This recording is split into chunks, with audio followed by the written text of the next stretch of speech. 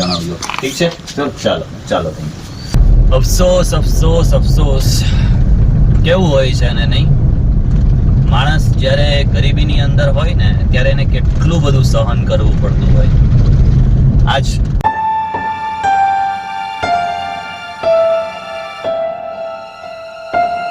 મિત્રો સ્વાગત કરું છું આજના વિડીયોમાં. આજનો વિડીયો બહુ દુઃખ સાથે બનાવવો પડે છે. અંગરોળથી 5-7 કિલોમીટર દૂર માનખેત્રામાં છું.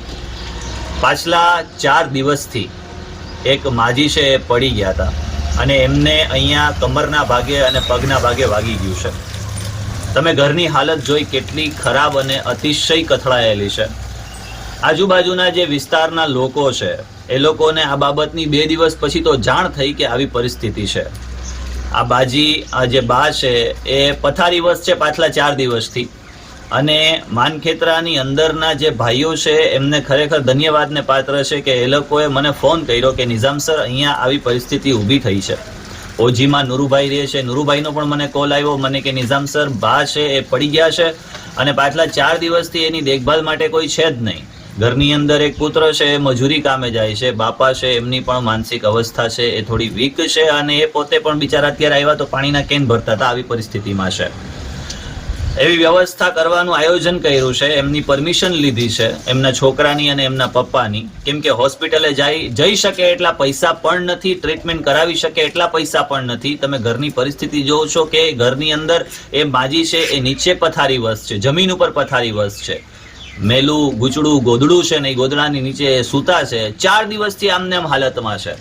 ઘણા બધા લોકો એવી પરિસ્થિતિની અંદર જીવતા હશે, ખબર નહીં કેટલા, પણ આ તો અમારી વચ્ચે ધ્યાને વાત આવી અને અમે એમને અત્યારે એવી વ્યવસ્થા કરી છે કે ભાઈ એમના પરમિશન લીધી છે એમના બાળકની અને એમના પતિની, એટલે કે જે બાપુજી છે એમની અને એમના છોકરાની, કે ભાઈ આપણે એમને અત્યારે એડમિટ કરીને જ્યાં જેટલી પણ ટ્રીટમેન્ટ થાય છે એ તમામ આપણે ટ્રીટમેન્ટ કરાવડાવીએ.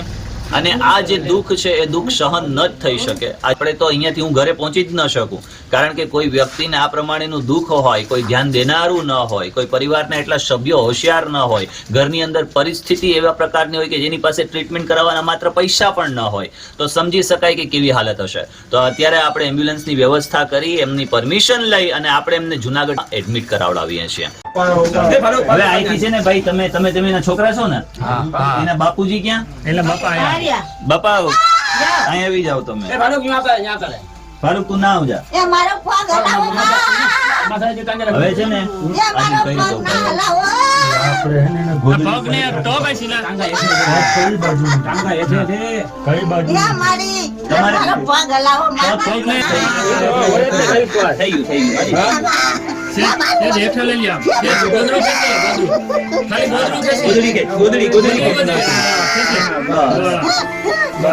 બસ થઈ ગયું. હવે ક્યાંય તમારે નથી ઉતરવાનું.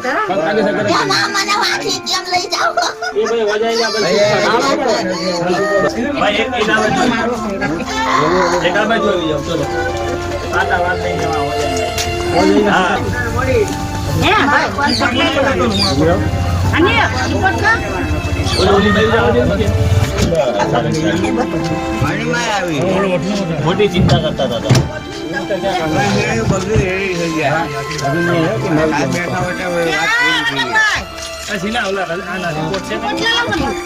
ભાઈ બધી રિપોર્ટ દવા જે કઈ પણ હોય ને એ બધું લઈ લો. બરાબર.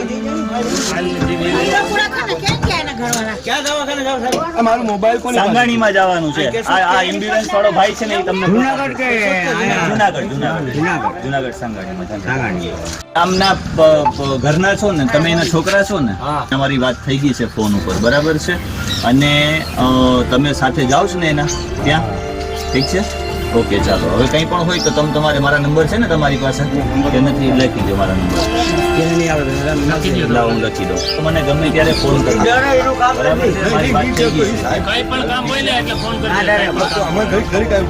ઓકે. માજી અમે એટલે જ આવ્યા કે અમને ખબર પડી 2 દિવસથી આ પોઝિશન છે, તો હવે એને હોસ્પિટલે પહોંચાડવા તો ખરી ને. એ તો સારા છે આજુબાજુ વાળા બધાએ કે બધાએ ફોન કરીને કીધો, બાકી હજુ એમને પડ્યા રહે.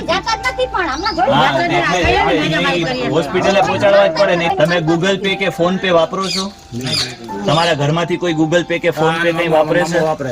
તો સગા સંબંધીઓ મેં બધા જોઈ લીધા. આ બે દિવસથી પડ્યા હતા તો એમ આ પૈસા બરાબર ભાઈ પછી આરામથી ઉતારી લેજો. ત્યાં કોઈ નોર્મલ ખર્ચો કરવાનો હોય, બાકી એક પણ જગ્યાએ ક્યાંય તમારે 1 રૂપિયો પણ આપવાનો એની પાસે 1 રૂપિયો નથી. રેડી? એમ્બ્યુલન્સ વાળાને બી તમારે ભાઈને બી કઈ પૈસા આપવાના એની પાસે 1 રૂપિયો થતા નથી. મિત્રો આ હાલત હતી. જોડે પિતા અને પુત્ર બંનેને મોકલા છે. એની અંદર એમની પાસે ઘરની અંદર સભ્યોમાં સાદા ફોન હતા અને એક ભાઈ પાસે એન્ડ્રોઈડ તો છે, પણ કહેવાય ને કે એમને ફોન પે અને ગૂગલ પે એટલે કે બેંકમાં ખાતા જ નથી એવું છે. મેં એક તમને QR કોડ નાખેલો છે. જેટલી પણ તમારાથી થઈ શકે એટલી મદદ કરો. એ જે મદદની અંદર એની શું ખર્ચો આવે છે આ તે લગભગ ફ્રી ઓફ જ કરાવ્યું છે, છતાં પણ એમની ઘરની હાલત બહુ કફોડી છે. મને લાગે છે કે ચોમાસાની અંદર પાણી પણ જોરદાર પડતું હોય છે, એટલે આપણે એવી પણ કંઈક વ્યવસ્થા કરશું કે એમના ઘરની અંદર પણ કંઈક નાનું અમથું સમારકામ થઈ જાય. શું કેવું છે તમારું? બરાબર ને? એનું સમારકામ પણ થઈ જાય અને ઘરની અંદર રાશન પાણી આ જે તે છે એની પણ આપણે ક્યાંક ને ક્યાંક વ્યવસ્થા કરીએ. એટલે જો તમારી આજુબાજુમાં પણ ક્યાંક એવા કોઈ વ્યક્તિ જોવા મળે છે કે જે આ રીતે માજૂર છે, લાચાર છે, અને જે લોકો ખરેખર હોસ્પિટલનો ખર્ચ ઉઠાવી નથી શકતા એટલા માટે 2 દિવસથી અહીંયા પડ્યા હતા ને, નહીતર તો એ હોસ્પિટલે પહોંચી જ ગયા હોત. દુઃખ સહન કરવું કોને ગમે? ક્યાંક કોઈક એવા વ્યક્તિની મદદ એ આપણું જીવન સાર્થક કરશે, આપણને લેખે લાગશે. જે કંઈ પણ અપડેટ હશે એ હું તમારા સુધી પહોંચતી કરીશ. મિત્રના ભાઈઓ છે, આ તમામનો ખૂબ ખૂબ આભાર ભાઈ તમારો કે તમે અડોશ પડોશમાં ધ્યાન રાખો છો. કોઈ પણ નાત જાતના ભેદભાવ વગર આ ભાઈઓએ મને ફોન કર્યો છે કે નિઝામ સર આવી પરિસ્થિતિ છે. નુરુભાઈ હતા અને નુરુભાઈએ મને કોલ કર્યો છે કે નિઝામ સર આવી પરિસ્થિતિ છે, અને અહીંયા આવીને આપણે જોયું તો ખરેખર ગંભીર પરિસ્થિતિ હતી, ગંભીર હાલત હતી. જેટલું પણ આપણાથી શક્ય બન્યું. ચાલો, બધાનો આભાર. મળીએ છીએ ફરી પાછા. કંઈ પણ હોય તમે તમારે ચોક્કસપણે ગમે ત્યારે મને જણાવજો. ઠીક છે? ચાલો ચાલો. અફસોસ અફસોસ અફસોસ કેવું હોય છે ને, નહીં? માણસ જ્યારે ગરીબીની અંદર હોય ને ત્યારે એને કેટલું બધું સહન કરવું પડતું હોય. આજ 3 દિવસથી એ માજી બિચારા એમને એમ પથારીવશ પડ્યા હતા. મને લાગે છે કે જ્યારે એમને સ્ટ્રેચર પર નાખ્યા ને ત્યારે એમણે એટલી બધી રાડો પાડી છે હદની વાત કે ફાઇનલી એ મને લાગે છે કે કદાચ ફ્રેક્ચર જ હશે, પણ બધી જગ્યાએ કોન્ટેક્ટ કરી આપ્યો છે. ક્યાંય એમ લોકોએ પૈસા ખર્ચવાના નથી. અમારી પાસે અગાઉની જે મદદો મળી હતી એ હેલ્પ કરવા માટેની, અને એમાંથી થોડા ઘણા પૈસા આપ્યા અને એ લોકોને ત્યાં આપણે શિફ્ટિંગ કર્યા. પણ એક વસ્તુ છે ખાસ કે ભાઈ આપણી આજુબાજુમાં પણ ક્યાંય એવા લોકો આપણને જોવા મળે છે. બાકી આજના ભાગદોડના જમાનામાં પોતાનામાંથી જ ઊંચા નથી આવતા, તો કઈ રીતે હેલ્પ કરી શકે? એટલે મિત્રો, હું તમે કહેતા હશો કે નિઝામ સર આ રીલની અંદર QR કોડ કહેવાનો છે, શું છે? તો હું તમને જણાવી દઉં કે એ જે આપણે રીલની અંદર QR કોડ નાખીએ ને મારો, એ જ્યારે પણ ઇમરજન્સીમાં જરૂરિયાત ઊભી થાય છે ત્યારે એમાંથી એ પૈસાનો ઉપયોગ કરી શકાય. હમણાં થોડાક સમય પહેલા કેસ મારી સામેનો જ છે કે એમની પાસે, જે તે વ્યક્તિ પાસે માત્ર 5,000 રૂપિયો દવા માટેનો નહોતો અને એમને 50,000 થી 60,000 નું ઓપરેશન હતું. તમે સમજી શકો છો કે ઘણા એવા થોડાક એક વખત તમે પરે જઈને જુઓ તો ખરા, ઘણા બધા એવા લોકો છે. પણ આપણાથી, ચલો બધાની તો મદદ નથી થઈ શકતી, પણ આપણાથી જેટલું પણ શક્ય બને છે એટલાની આપણે ક્યાંક ને ક્યાંક મદદે પહોંચી શકીએ. ક્યાંક ને ક્યાંક આપણે એ લોકોના જે કંઈ પણ દુઃખ છે એ દુઃખની અંદર આપણે ભાગીદાર બની શકીએ. આ મહત્વની વસ્તુ છે. એટલા માટે હું મારો QR કોડ નાખું છું. બરાબર? એટલે જેથી કરીને તમારાથી જેટલું શક્ય બને. અમને આ વિડીયોઝ જોઈને અમને ફોન આવતા હોય છે, નિઝામ સર અહીંયા આવું છે, અહીંયા આવું છે. કોઈ નથી કહી શકતું અથવા તો કોઈ નથી ધ્યાને લઈ શકતું, તો અમારા થકી એ લોકોને ક્યાંક આ મદદ પહોંચે છે. હું તો ખાલી માત્ર એક મીડિયેટર છું, એક ઝરિયો છું, પરંતુ જે ખરા અર્થમાં જે મદદો પહોંચાડી રહ્યા છો એ તમે બધા છો.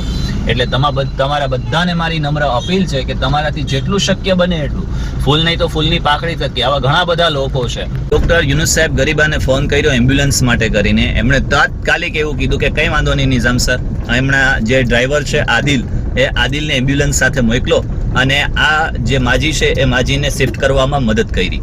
અને એ લોકોને પણ મારો ખરેખર દિલથી ધન્યવાદ કે એમણે તાત્કાલિક ધોરણે એક પણ રૂપિયો, એક પણ ચાર્જ લીધા વગર એમ્બ્યુલન્સની સેવા આપી. આપણા વ્યુઅર્સ અને સબસ્ક્રાઇબર્સ અથવા તો ઇન્સ્ટાગ્રામના ફોલોઅર્સ તમામ બધાને મારી નમ્ર અપીલ છે કે સામાજિક કલ્યાણ અને લોક હેતુ માટે તમારાથી જેટલું શક્ય બને એટલું, ફૂલ નહીં તો ફૂલની પાકડી થકી મદદે આવો.